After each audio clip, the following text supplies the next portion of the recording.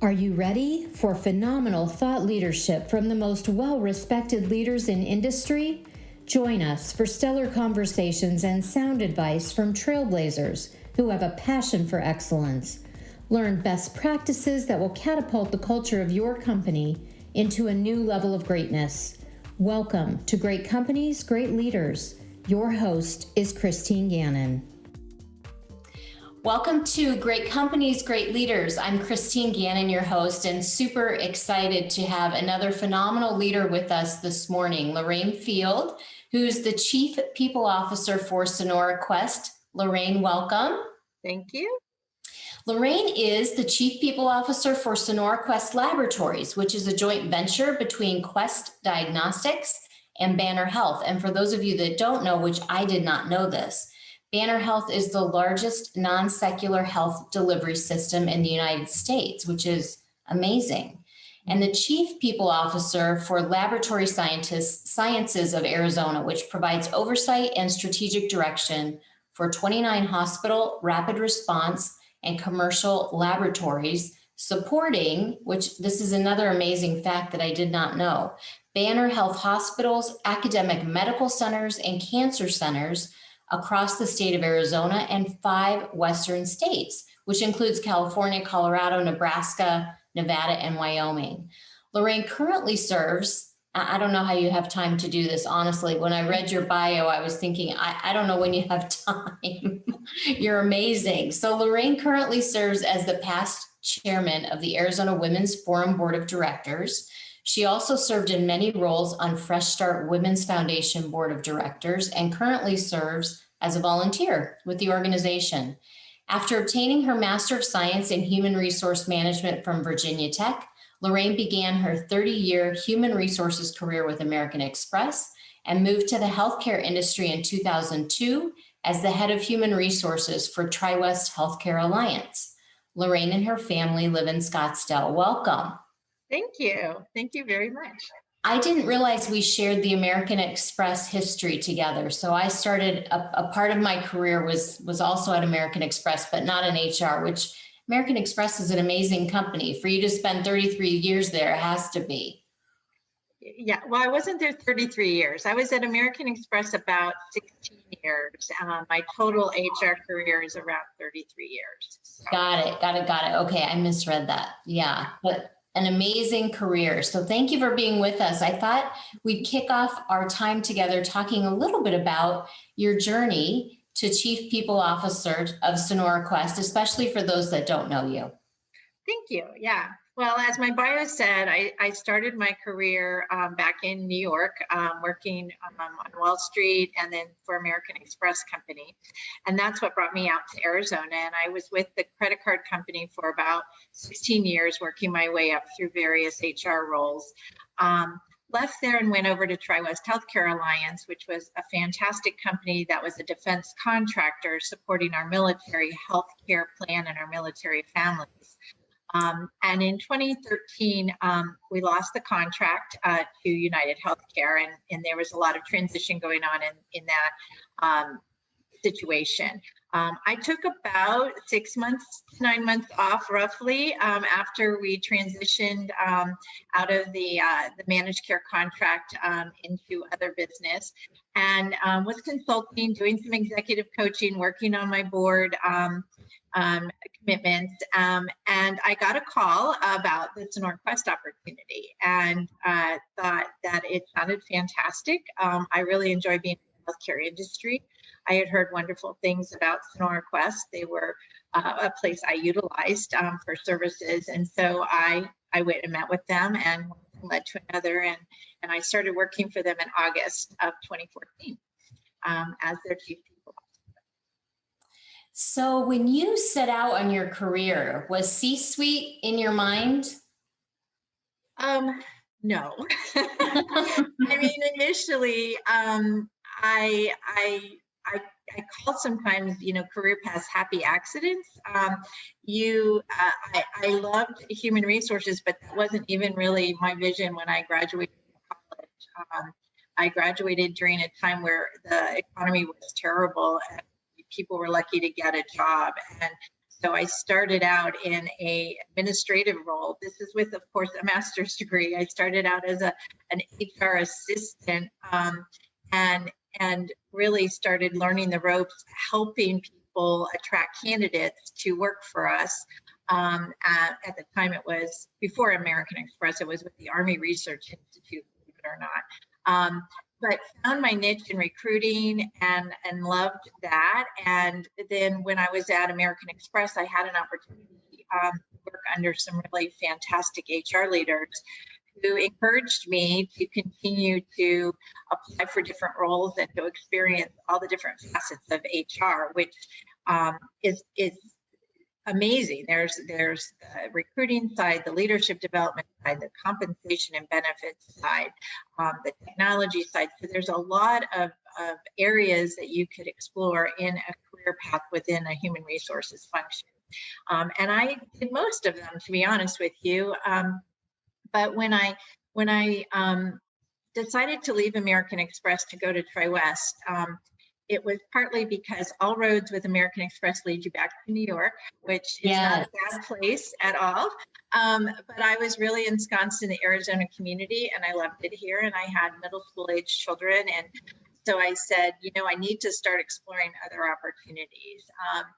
And I really felt that at that time I could lead a small HR function. And so the TriWest job at the time was about 600 employees. We were in the process of applying for another big contract, which would expand our footprint. And they were really looking for somebody that had a lot of recruiting knowledge and background, because if they won, they would have to expand tremendously, and they needed somebody to help lead that, which was in my wheelhouse. So that's what I did. And then as I was there, we grew from 600 to 2,400 employees over the 11 years. And then, I built an HR team, and I found my niche. I really like working for a company that's, less than 5,000 employees. You really can make a mark with those employees. The company's a nice size that you can get to know people and work within that function, and it's not too ginormous where you're just trying to keep things going. So it's a nice fit. Absolutely. I like what you said, happy accidents, because I feel like, I have kiddos that are graduating, and the question always is, what are you going to do with your life at 18, right? And none of us, I don't know, I think very few of us really know what we're going to do. And I think it changes, right, over time. But I think those opportunities that are happy accidents present themselves, and the door opens, and it ends up oftentimes being an amazing career path. So you talked a lot about leadership and leading in your career, and I know that you're a phenomenal leader. What do you think some of the best things leaders can do for themselves? Well, for themselves is really paying attention to all the signs and signals of if you are being your best self. I really try to lead by example. I take vacations. I call it time out. I need, a break or a rest. I understand that people have lives outside of work, and work is very critical and very important. But sometimes you address other things in your life, and so that's important to allow people to not feel the panic that ensues if you get the call from the school and you have to drop everything and go. And it's a balance, because you unfortunately, some people do take advantage of that and push every envelope that they can.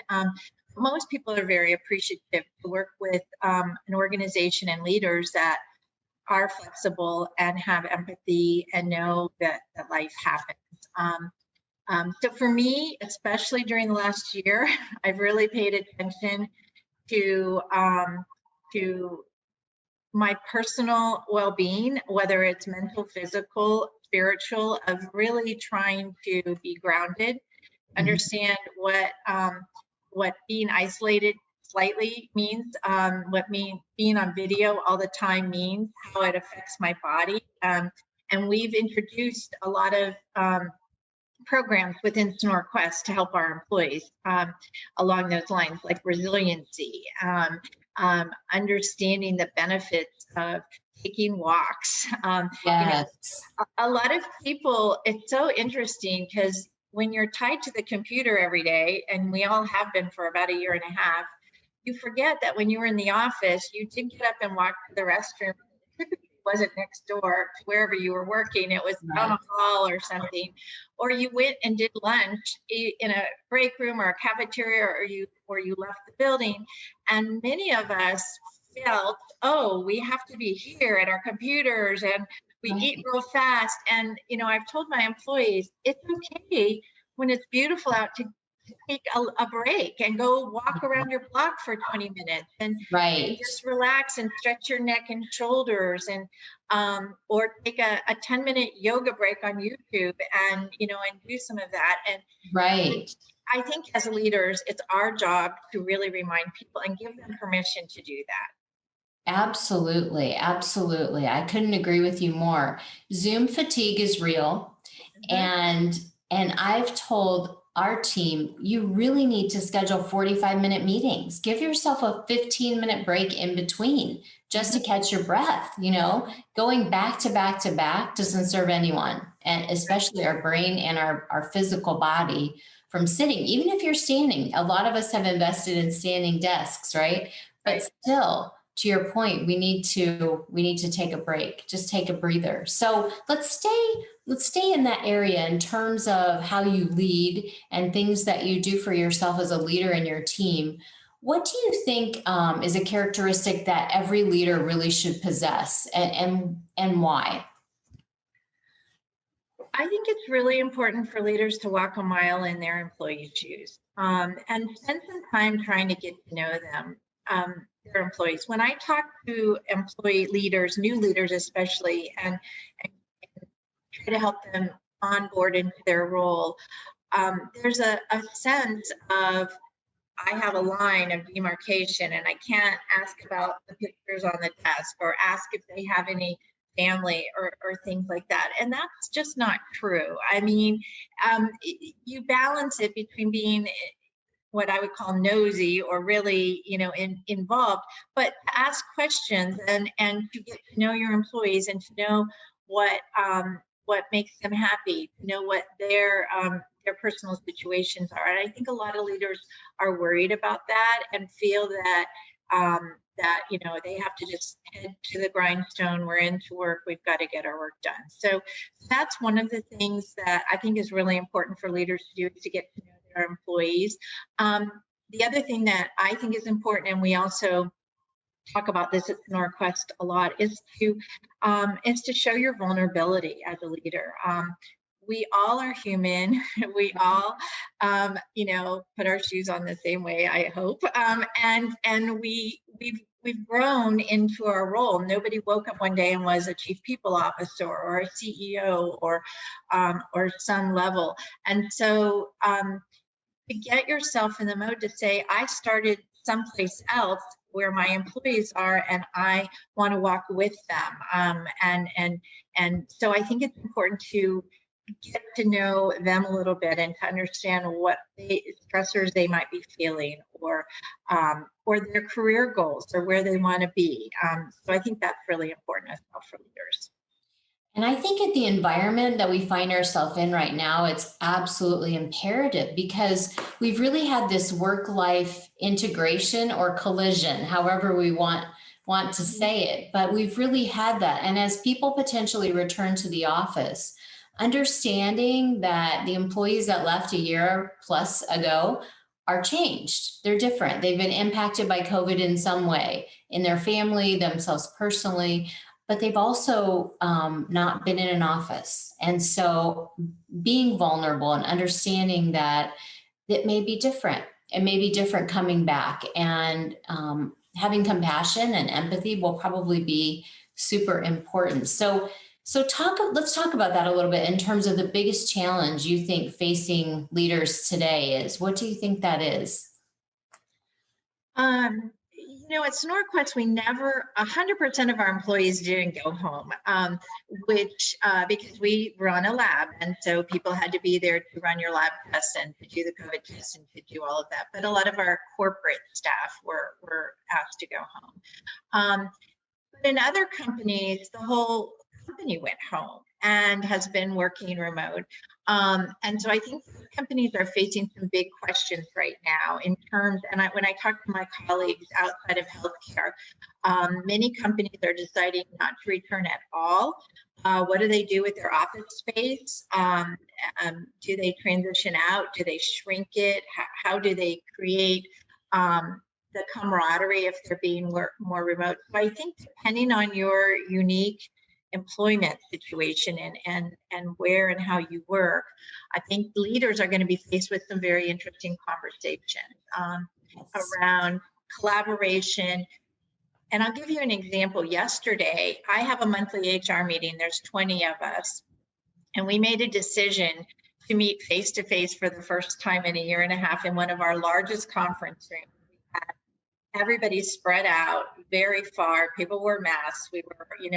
But we were all together, and everybody wanted to do it. So we asked the questions. We didn't make anybody come in, but everybody was so excited to kind of see each other. And what we noticed to go back to our wellness piece about movement, when you're in a conference room, you're not just staring at a screen like this and looking at you. You're looking all around and you're moving. Even if you're sitting, you're engaging with people around the room. And we were noticing that as we were having our staff meeting.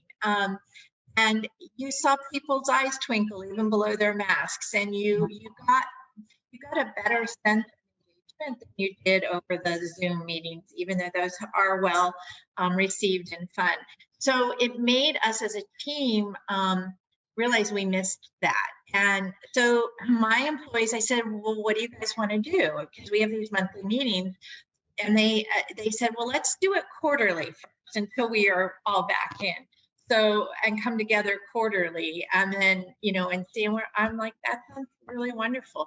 But, last night when I got home, because I spent the whole day at the office after this meeting and I engaged with employees, I had a spring in my step that I haven't had in a while, because I know that is where I get my joy, is engaging with people that way. And so, long story, sorry, I think it will be important for leaders to reflect on what's going to make their employees have a spring in their step again and thrive. And I think that if they come in with some hybrid model, which a lot of companies are thinking about, and I understand why, I think the big challenge is going to be engagement and making people feel part of a team if they're choosing not to come in for whatever reasons of personal circumstances.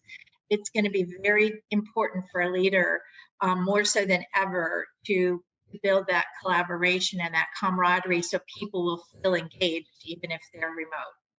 Right.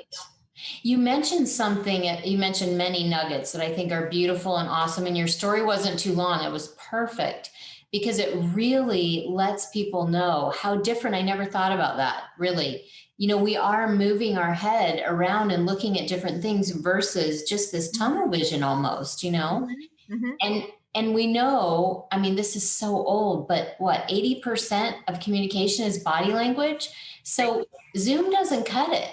I can't really read how you're doing and how you're responding over Zoom. And so important. And the other thing that you mentioned is employee input. You didn't make the decision. You asked what should we do? Come and employees coming up with that quarterly recommendation versus leadership just mandating it be a certain way. I think for us to come back to the office hybrid or 100% or however that ends up being for companies, listening to your employees will be critical to the success. Yeah, when I talk to leaders a lot of times and give them guidance on how to approach a difficult topic or how to get consensus if there's a large group, many of them want to just jump to the chase. Lorraine, it's so much faster if I just say we're going to do this. And and I walk backwards with them and I say, okay, yeah, potentially it could be faster in the Right? moment, but think about how you would want to be treated if a big decision was being made by your boss. And would you want input? And does it really take as long as you think, or is it a perceived length of time? And you know, at the end of the day, as a leader, we do have to make a final decision. We have to, and we don't please everybody. There are always times that people might not get the way they want. But you can approach it by saying, you know, I want to hear everybody's input. At the end of the day, I have to make the final decision, but I really would like to hear from all of you what you think, and hopefully we'll get to a consensus that everybody, you know, buys into. If we don't, most people will understand, I was heard, I understand the reason why we're not doing it the way I want. Hopefully the leader will explain that, and I can accept it, because every day in life we don't always get our way. You know, things don't go exactly the way we want 100% of the time, and we've learned to accept that in various things. In the workplace, I think a lot of times employees just want to be given a chance to raise their hand and say, hey, here's what I think. And no, maybe they're not going to, might not be their way today, but another day they might have what they want to do. Right. Absolutely. That's great advice. What other advice would you give to a leader just starting out in a leadership position?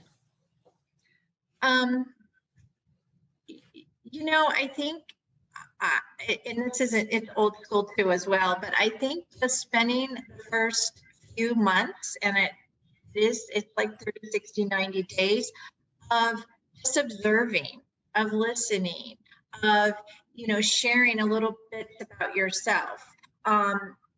I think if the leader demonstrates that, every time I, you know, get into a new organization, I talk about my family, my dogs, my kids, you know, where I grew up. I want them to get to know me, which hopefully will open the door for them to share about their lives. Asking a lot of just general questions, you know, tell me what you love about, you know, your job or this department or this company. What opportunities have you observed that you think we should fix or improve upon? And just, my whiteboard is always usually filled with ideas. And I think leaders, if they do that, one, they get a chance to build trust with their employees, because they're not coming in and going, well, we need to change this and that and fix this. They really can hear, and they can gain a perspective, because if everybody has the same thoughts on what needs to be improved, well, maybe that's something we need to work on first. And so that, again, it feels like it's a lot of time, but I believe it's time well spent. You know, short of being in a brand new startup where everybody is trying to, you know, build from nothing, most leaders join an existing organization. Most Right. leaders join an existing department or get promoted into a new department. And so things have been working pretty darn well before you get there. Right. And that's the other thing I share with new leaders is, you know, you were promoted or offered this opportunity because of your potential and what you believe you can do. You know, just relax. You don't have to go in and make your mark, you know, on day one and feel like you're a failure if you haven't come in and done something.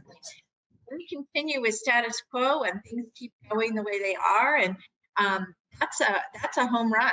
And so I think sometimes new leaders just get, you know, real excited, which is terrific, but I encourage them to listen, ask questions, to observe, and then they have the data when they have to make changes or they're recommending changes. They can use the data they just gathered, whether it's anecdotal conversations or actual production type metrics, to say, this is what I've witnessed or I've observed or I've seen, and here's why we're going to make these changes. Fact-based data. Yes. Mm-hmm. Great advice. So as we close out today, which there's so much information, advice, wisdom that you've shared, Lorraine, it's phenomenal. So thank you so much. I think it's totally helping leaders that are listening and those people that are in the pipeline to become leaders. So I want to close out with a question related to you personally in terms of how do you keep yourself in growth mode, and what do you do to keep learning and growing for yourself? Um, I'm just a natural curious person, and um, so I still read articles. Sometimes they're on the computer, sometimes they're in old-fashioned magazines. I peruse the business books to see what the latest and the greatest is. I listen to podcasts of various people that are known in the HR industry and even outside of it. Brene Brown does a lot of work on vulnerability, which we brought into the organization. Simon Sinek has a lot of information about helping. He has a great program called Start with Why and things like that. So there's some really good, interesting leaders out there that just can get your brain going. I try to do that and think of new and innovative ways. I mean, right now we're all faced with a worker shortage. I mean, it's just hit us smack in the head, and we're having really fun. I love brainstorming. I love generating new ideas. So that was part of our staff meeting, is where can we go attract talent to us? And it's not taking them from our competitors. It's really trying to grow people from, getting high schoolers engaged in what is healthcare field, phlebotomy, working their way through it, trying to encourage college kids who may not know what they want to be, but to explore that. So, so that's part of it, is really staying curious and thinking. And then as a consumer, I mean, most of us work in industries, whether they're behind the scenes, but we're a consumer. We consume the industry we're in. And so I often encourage my employees as well as myself, like, how do I want to be treated at a patient service center? Sure. Do I want to be treated at my doctor's office? If something is inefficient, like I have to show my insurance card every single time, is there a way to make that easier for our customers and still maintain the proper privacy rules and all of that? Right. But and bring that to the table. So if we're experiencing something that causes us as a consumer frustration, we as an industry and as a business should look for opportunities to make it better. And so those are some other things I encourage my employees the same way. How can we be better at what we do to serve our customers and clients?